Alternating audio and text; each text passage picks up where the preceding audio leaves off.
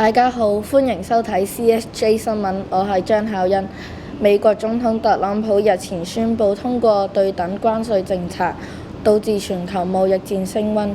在此背景下，香港財政司司長陳茂波表明，香港將繼續維持自由港定位，意味着美國商品仍可以零關稅進入香港，而中國及其他國家商品來港銷售也免受特朗普關稅影響。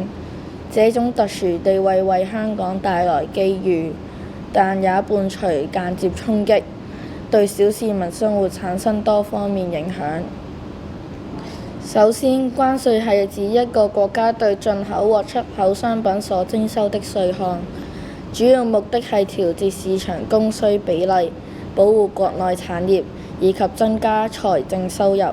當外國商品進入一個國家時，進口商必須按照政府規定的稅率繳納關稅。隨着進口商品成本的提高，消費者或會轉移購買國內生產的商品，從而增加本土商品在國內的競爭力。不過，香港維持自由港政策，意味着進口商品免關稅，部分商品價格可能會比其他地區更具競爭力。以 iPhone 16 Pro Max 1TB 為例，美國原價1599美元，受65% 關稅影響。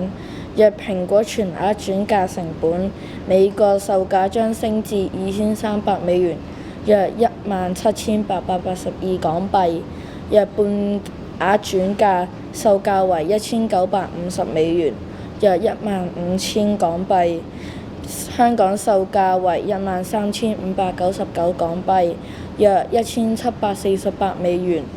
免關稅影響下價格不變，較美國便宜10到24%，對本地消費者更具吸引力。但長期而言，全球貿易戰可能引發經濟疲弱與通脹。